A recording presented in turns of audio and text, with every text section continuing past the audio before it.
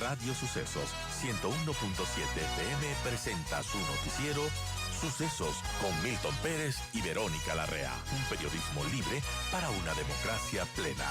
Los hechos y las opiniones de los sucesos que marcan nuestro tiempo.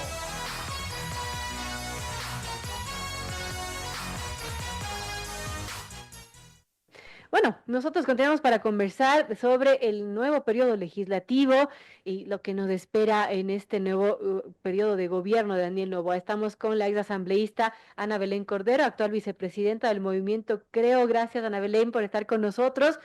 Bueno, se mandaron por parte del Ejecutivo dos proyectos de ley económica urgente, uno que ya va a ser votado en el Pleno este viernes y que supuestamente, pues dice este proyecto, va a combatir las economías criminales. Otro que va a mejorar el tema de contratación pública. ¿Cómo vemos de este arranque, de este nuevo periodo ejecutivo legislativo y los acuerdos que se han conseguido hasta el momento en la Asamblea Nacional? Bienvenida, Ana Belén, gracias por acompañarnos.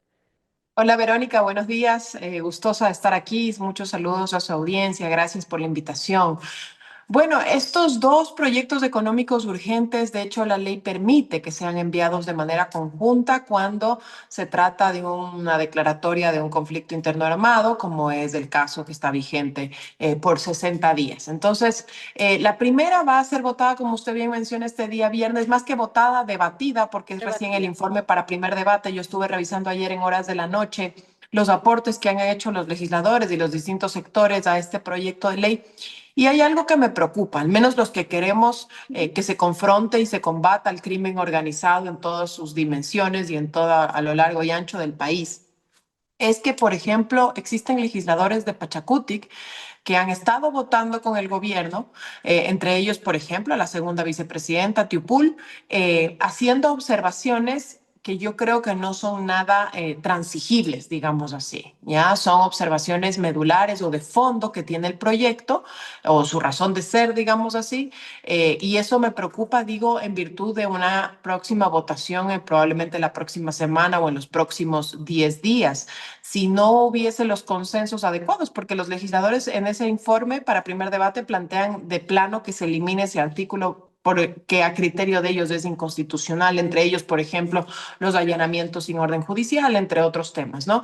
Entonces, a mí me preocupa que si no hay los votos de Pachacuti, que son medulares para la aprobación de este proyecto, probablemente el proyecto de ley entre en vigencia por el Ministerio de la Ley, que es una de las opciones que suceden.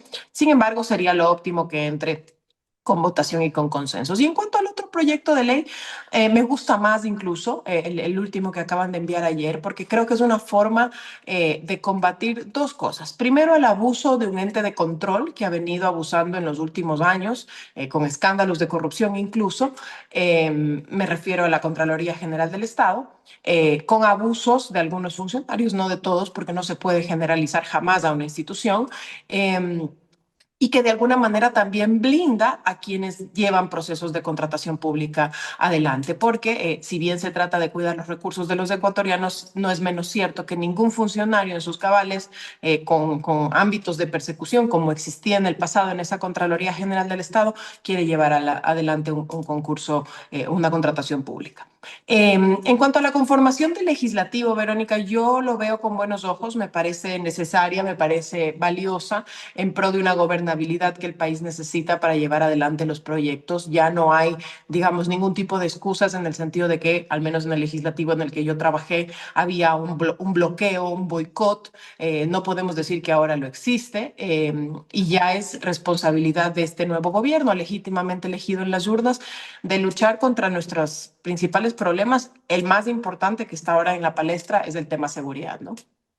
Así el tema de seguridad. Ahora, ¿cómo vemos el tema de fiscalización, por ejemplo, el hecho de que los ministros de Novoa, tal y como está conformada la Asamblea Nacional, se impida la fiscalización? ¿Esto es algo positivo a su criterio?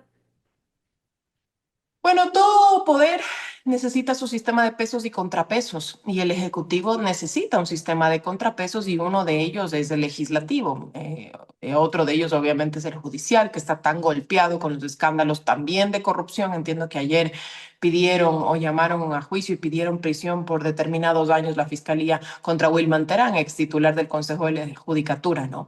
Em, Sin embargo, creo que no habrá fiscalización al Ejecutivo porque no existen los incentivos. ¿A qué me refiero con incentivos? No existen los votos para fiscalizar a cualquier autoridad del Ejecutivo. Más bien será un momento quizás de una fiscalización o de juicios políticos a autoridades de otra índole, donde no se requieran los 101 votos, sino 77, entiéndase, superintendencias, contralorías, procuradurías y otras funciones del Estado que puedan de alguna forma plantear fiscalización. Ahora, no solamente la única forma de fiscalización son los juicios políticos, existen también los informes de fiscalización. Yo recuerdo haber llevado adelante dos. Uno de ellos fue el de las universidades emblemáticas, con Fernando Villavicencio llevamos el del sistema Sucre, entre otros.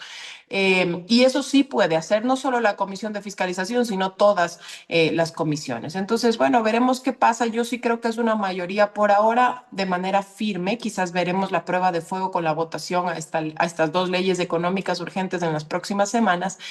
Sin embargo, sí creo que con el pasar de los meses las mayorías cambian y en un año exacto están las organizaciones políticas haciendo sus primarias para las elecciones seccionales. Y esa es una punta de lanza para romper cualquier alianza, ¿no?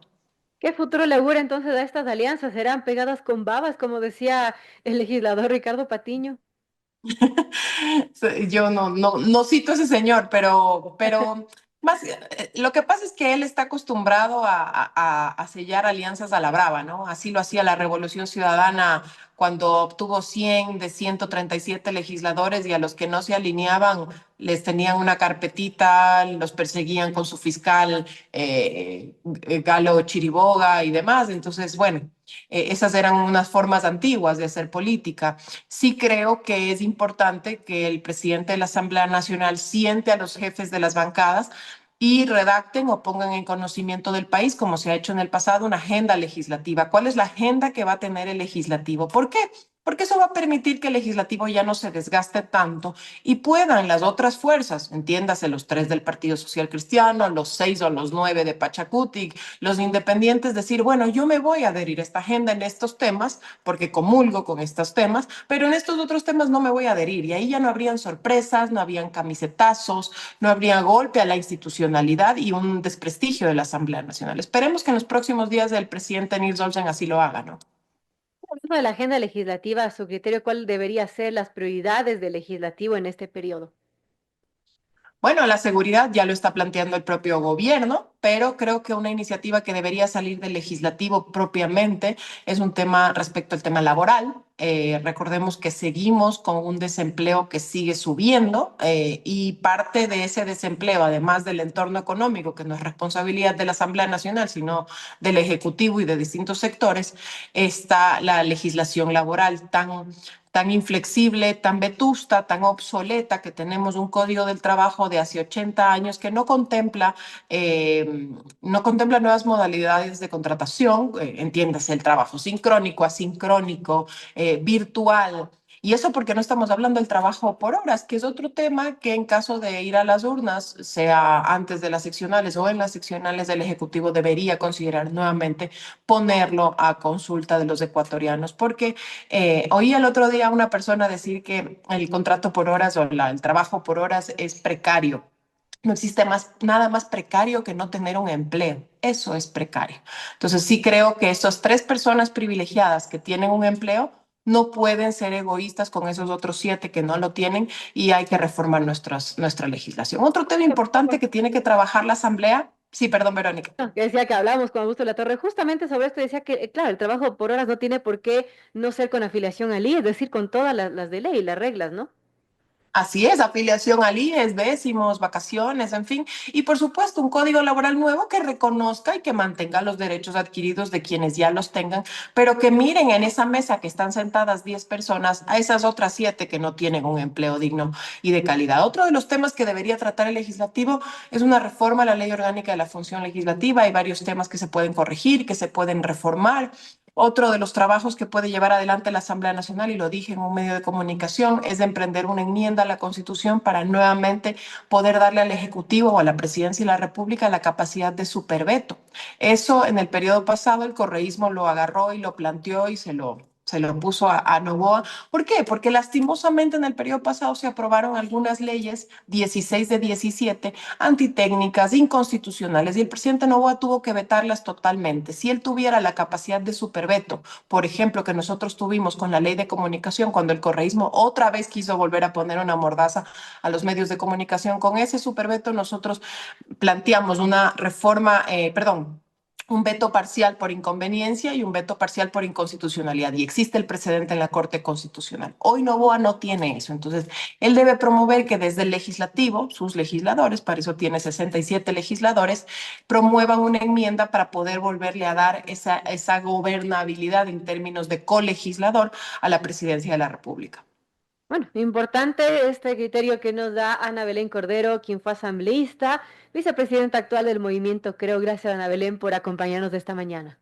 Un gusto, Verónica. Saludos a la audiencia. Chao, chao.